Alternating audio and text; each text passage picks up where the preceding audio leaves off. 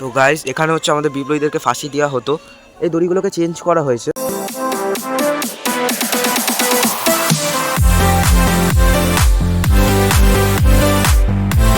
তো হয়ে গেছে, welcome back to my new blog. তো এখন আমরা আছি যতীন দাস পার্কে। তো এখন আমরা যাচ্ছি আলিপুর জেলে, যেটা আগে জেল ছিল, এখন যেটাকে মিউজিয়ামে কনভার্ট করে দেওয়া হয়েছে। তো এখন আমরা যাচ্ছি ওখানে ঘুরতে, ঘোরাঘুরি শুরু হয়ে গেছে টুকটাকি। তো এখন আমরা যাচ্ছি ওখানে ঘুরতে। তো হেঁটে হেঁটেই যাচ্ছি, এই যে বোন যাচ্ছে পিছনে, এই যে পুরো ফ্যামিলি যাচ্ছে আমার। টুকটাক ঘোরাঘুরি শুরু হয়ে গেছে। তো এখন চলো যাই, দেখো পুরো ভিডিওটা, আর কিভাবে কি এখানে এলাম সব ওখানে গিয়ে বলছি, চলো।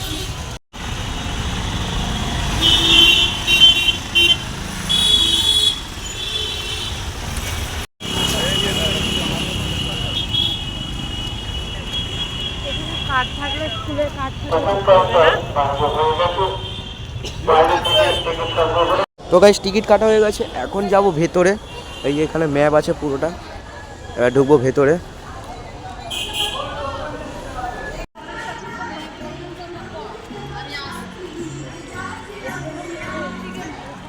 তো গাইস ভেতরে ঢুকে গেছি, অনেক ফুলের গাছ লাগানো।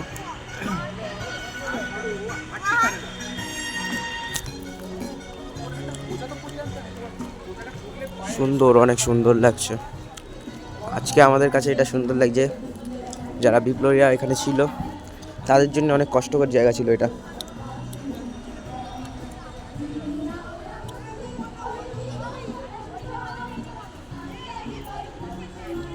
গাইস এখন ঢুকে পড়েছি।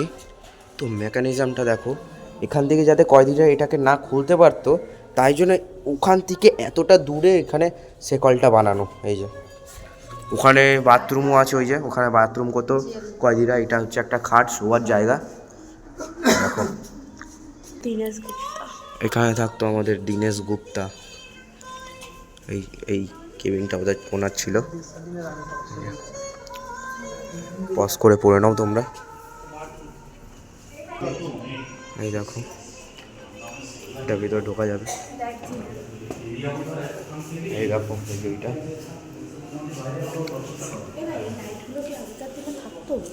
না এইটা থাকতো না, এখানে অন্য লাইট লাগানো থাকতো। এই জেলটা, এটা আমাদের কয়েদিরা ঘুমোতো। এটা হচ্ছে পোস্টমর্টম রুম, ঠিক আছে?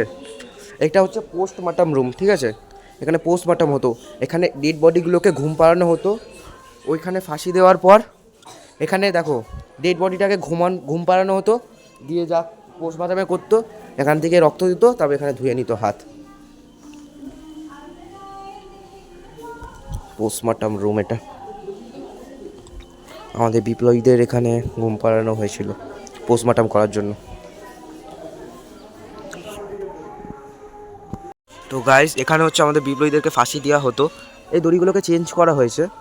তো এইটা হচ্ছে প্ল্যাটফর্মটা, ওদেরকে ফাঁসি দেওয়ার পর এই প্ল্যাটফর্মটাকে খুলে দিত পিছন দিক থেকে। এই যে দেখাচ্ছি, এটা ভিতরে ওখানে নেই, এখানে এটা প্ল্যাটফর্মটা খুলে যেত, ওইখানটা আছে প্ল্যাটফর্মটা খুলে যেত, ওখান থেকে পড়ে এই নিচ দিয়ে চলে আসতো, এখান থেকে চলে আসতো, তারপর এখান থেকে ইংরেজরা নিয়ে ওই রুমে নিয়ে নিত পোস্টমর্টমের জন্য। এই যে, তো আমি যতটুকু জানি আমি ততটাই বলছি, তার বেশি আমি কিছু জানি না, যেটা আমি সেটা বলবো না, যেটা আমি জানি ওটাই বলছি। এই যে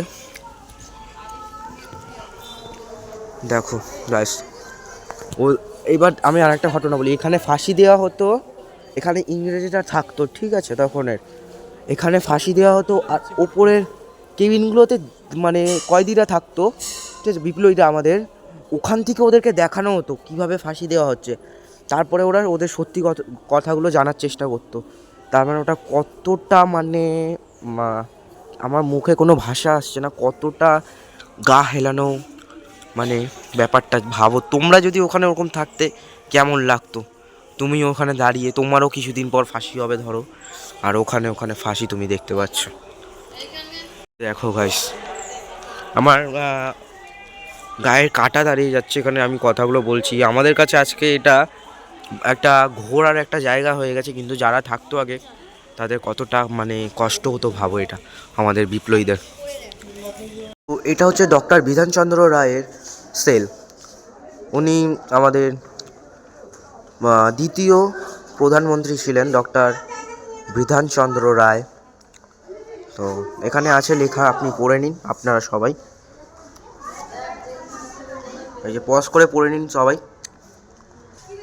তো এটা একটা সেল, ওই দেখো ভেতরে ওখানে টয়লেট করার জন্য ওয়াশরুম, মানে যেখানে ওয়াশরুম ওখানেই ঘুমানো হতো, সব ওখানেই।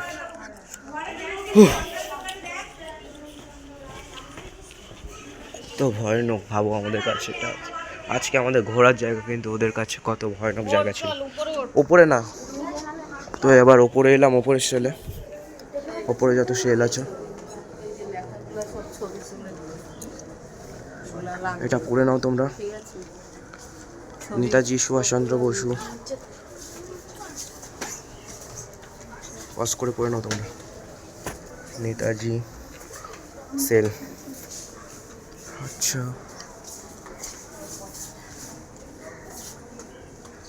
নেতাজি সুভাষচন্দ্র বসু সেল।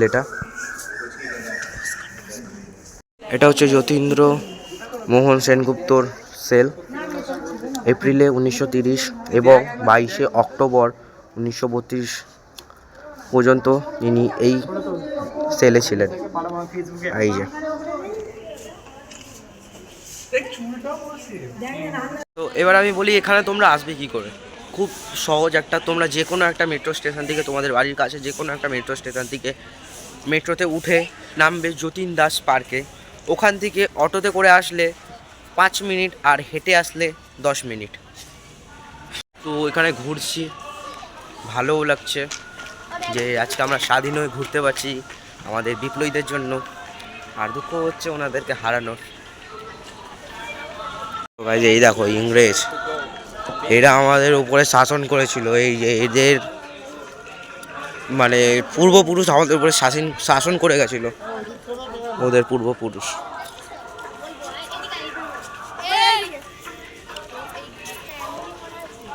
এটা হচ্ছে নেহরুর কক্ষ। এটা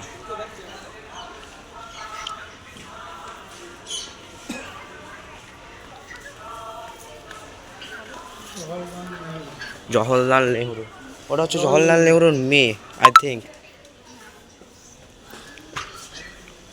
এটা হচ্ছে জওহরলাল নেহরু সেল। এই যে ইনি এখানে ছিল 17ই ফেব্রুয়ারি 1938 থেকে 7ই মে 1938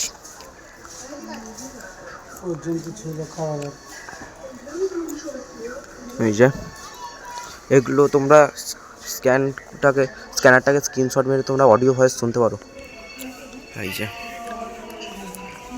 তো তোমরা এটা পজ করে পড়ে নাও। এই যে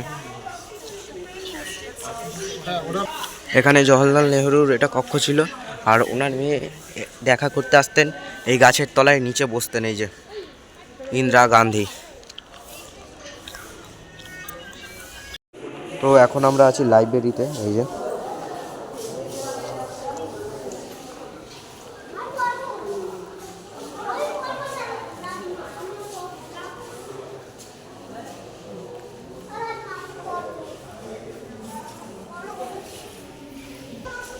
তো লাইব্রেরি থেকে বেরোলাম। এই যে এবার এটার ভেতরে ঢুকি, এটা পুরনো গোদাম ঘর।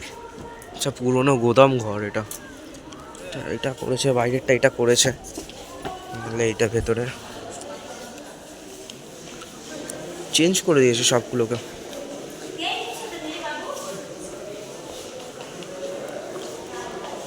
আগেকার দিনের ভগবান ঠাকুরকে যেরকম পেন্টিং করা হতো ওইগুলো আছে।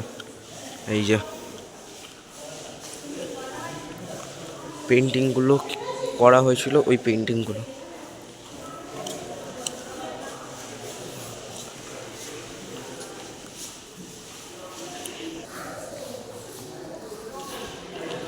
এটাকে পজ করে পড়ে নাও, এটা আই থিঙ্ক কিছু একটা হবে ঠাকুরেরই। এই যে আমার দিদিকে আমি ভিতরে আটকে দিয়েছি, এই যে লাগিয়ে দিয়েছি এখানে, থাকবে তোর, এবার তোকে কে বাঁচাবে? থাক, তুই তুই এবার কয়দি এখানকার। এই যে কয়দি, থাক এখানে। এবার তোকে এবার কে বাজায়, খুলতে পারবি না, আমি এখান থেকে টেনে দিয়েছি এটা পুরো। থাক তুই এখানে, থাক এখানে তুই। কেমন feel, how much your feel? থাক তুই, অনেকক্ষণ ধরে অনেক বান্দরামি করছিল, অনেকক্ষণ ধরে মালটা বান্দরামি করছিল। থাক গোদামের ভিতরে, থাক জেলের ভিতরে, থাক, টাটা।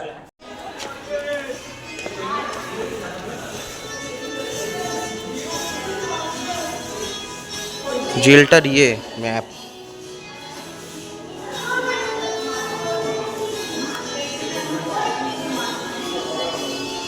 তোকে এখন উপরে যাচ্ছি, উপরে এটা কি আছে দেখি, এই উপরে কি আছে দেখি।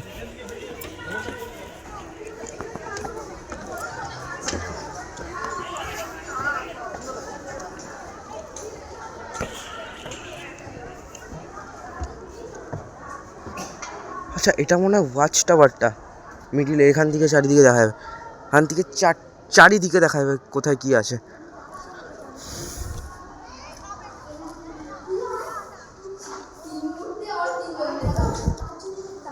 আচ্ছা,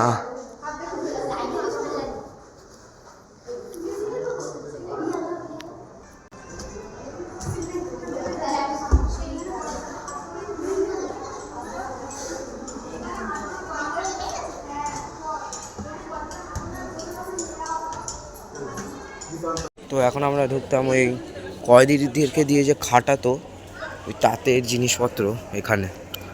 এই যে দেখো বানাচ্ছে, তাঁতের জিনিস বানাতো ওই যে।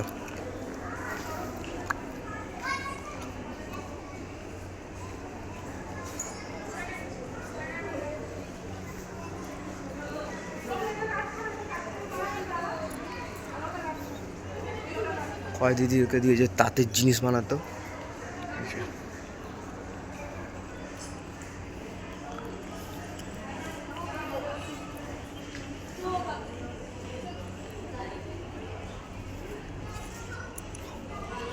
হাত দেওয়া বারণ আছে, খালি দেখো তোমরা,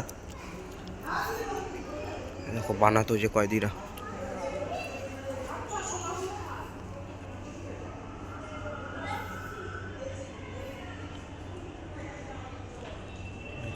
চরকা,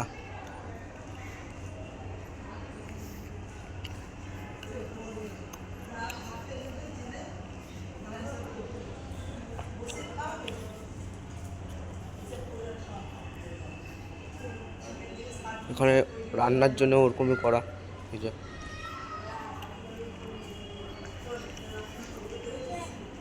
এখানে জল থাকতো, জল। এখানে একটা ছোট্ট মতন, এখানে জেলার, মানে এটা বাথরুম। আমি এই যে এখানে জেলার থাকতো, কিন্তু না, এটা বাথরুম, এটা বাথরুম টাইপের। তো এবার আমরা যাচ্ছি ওয়ার্ড নম্বর 3-এ। এই যে উঠে গেলাম।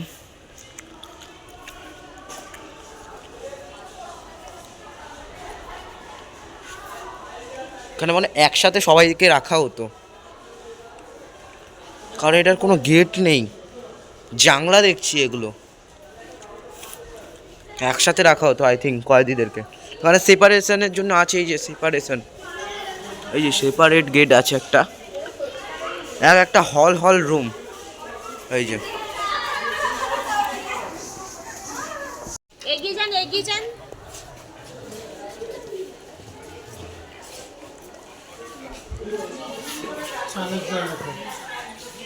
স্নানের জায়গা, ঘুমানোর জায়গা, সব।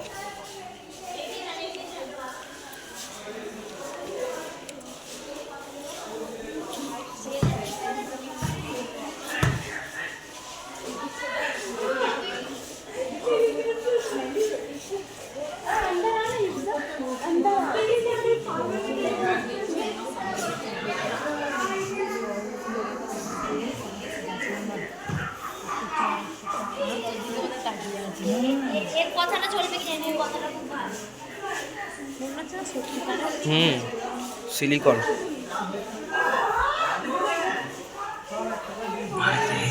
শোনো, এটা শোনো, এটা শোনো।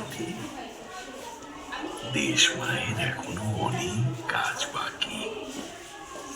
মুখ তোল, তোল, চোখ মুছ। আমাদের যে পারতেই হবে।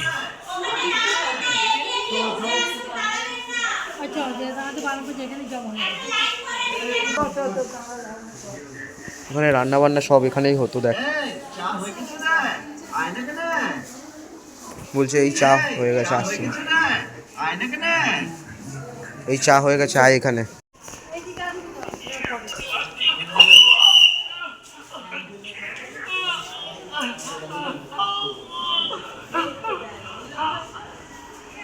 চাবুকটাই দেখ কাঁটা, মানে পেরেক লাগানো, এরকম মারতো ভাব।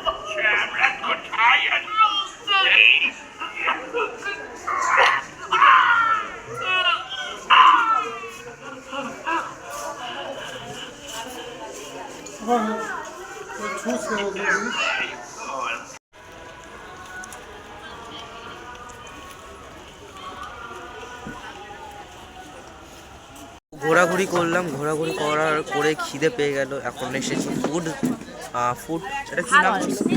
না ফুড জোন, ফুড জোনে এসেছি এখন। এই যে নন্দকুচান টাকা, এখন আমরা এসেছি ফুড জোনে কিছু খেতে। খিদে পেয়ে গেছে।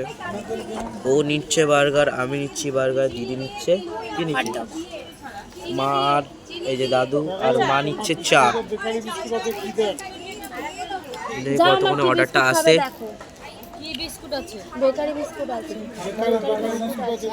বেকারি বিস্কুট আছে, যাও দেখো কোনটা খাবে। দিদিকে জানিস জেলে বন্দি করে দিয়েছিলাম। আমি কি করে জানবো এখন কোনটা খাবে? তো চলো খাওয়া দাওয়া করি, বা খাওয়ার অর্ডারটা আসুন দেখি তারপর। এই যে বার্গার হট ডগ, কেমন বল? অতটাও ভালো না। তুই খা, তোরটা দেখি হ্যাঁ কেমন। ওখানে ছবি আছে, কেমন সত্যিকারে ভালো দেখতে হবে। কেমন লাগছে তোর চিকেন বার্গার? এখানেও তো বার্গারটার ছবি কি কেমন লাগছে বল? আর এখানে বার্গারটা দেখো কেমন লাগছে বল? মোটামুটি মানে আউট অফ কত? 10-এ কত? 10-এর মধ্যে কত দিবি? 10 আউট অফ 7। আচ্ছা আমরা এখানে তুই ভেবেছিলিস এরকম বার্গারটা দেবে না, তাই জন্য বার্গার অর্ডার করলি। ঠিক আছে চ আমি দেখি এবার খাই। এই বার্গারটা এখানে ছবি দিয়ে রেখেছে, বার্গার এসছে এরকম। এই প্রজাপতি, এই বার্গারটা এসছে এরকম, এই যে চিকেন বার্গারটা। ট্রাই করি। স্যুপ নেই কিন্তু, স্যুপ নেই। চলো খেয়ে দেখি। স্যুপ নেই। আমি ওর জন্য আগে জিজ্ঞাসা করে নিয়েছি স্যুপ আছে। সব জায়গায় স্যুপ খাবো না, নর্মাল খেতে অত কোনো টেস্ট নেই। ভেজ হটডগও খেতে মনে হয়, অত কোনো টেস্ট নেই খাবারে, তাই তো।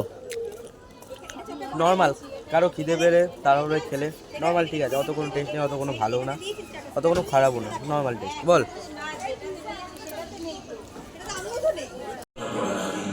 দেশপ্রেমিক প্রফুল্ল চাকি আত্মহত্যা করে। 19 বছর বয়সী যুবক ক্ষুদিরাম ঘোষ ব্রিটিশ বিচার তার ঘোষ। ব্রিটিশরা অভিযান চালিয়ে অনেক সক্রিয়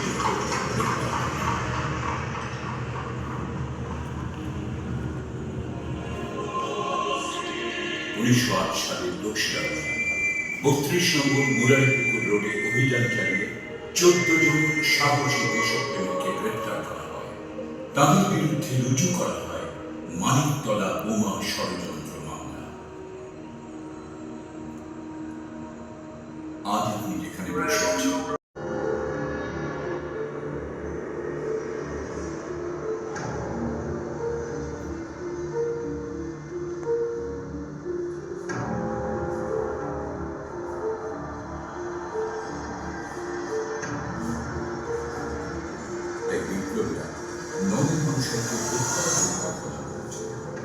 কানাইলাল দত্ত এবং সত্যেন্দ্রনাথ বসু নরেন গোসাইকে হত্যার উদ্যোগ নিয়েছিল।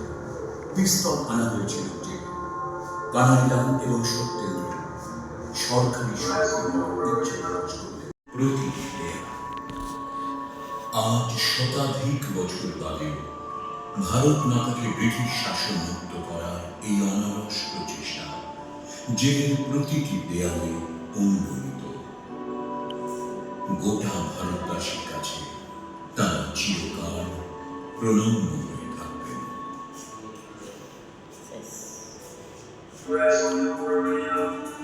তো গাইজ লাইট শো দিকে বেরালাম, আর এখানে এখন ঢুকলাম, ওইখান থেকে বেরিয়ে এই পাশে এলাম। এই দেখো ভারতের যে এটা, হ্যালো, এখানেও একটা লাইটিং শো আছে। অনেক কিছু জানার আছে, শোনারও আছে, বোঝারও আছে। এখন আমাদের এটা পজ করে পড়ো, তোমরা পজ করে পড়ে নাও। আমাদের স্বাধীনতা, যারা আমাদেরকে স্বাধীনতা দিয়েছে তারা আই থিঙ্ক এটা লিখেছিল, দেশবন্ধু চিত্তরঞ্জন দাসের।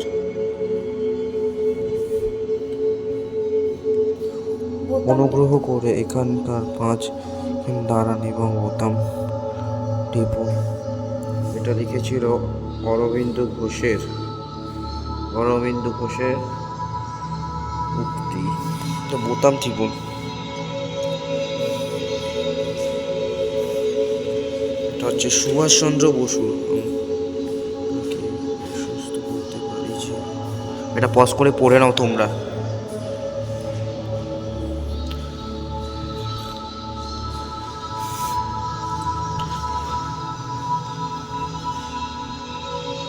ওখান থেকে লেজার শোটা হচ্ছে।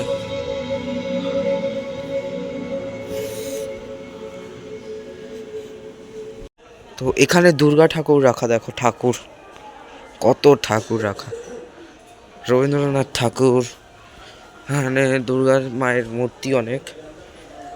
এগুলো মনে হয় আগেকার দিনে পুজো হতো, বলো দাদু? এগুলোকে পুজো করতো, জেলের এখানে পুজো করতো। তো গাইস ভিডিওটা এই পর্যন্ত ছিল। ভিডিওটা যদি ভালো লেগে থাকে লাইক, কমেন্ট, শেয়ার, সাবস্ক্রাইব করে দিও। তো চলো টাটা, বাই বাই, সবাই ভালো থাকবে।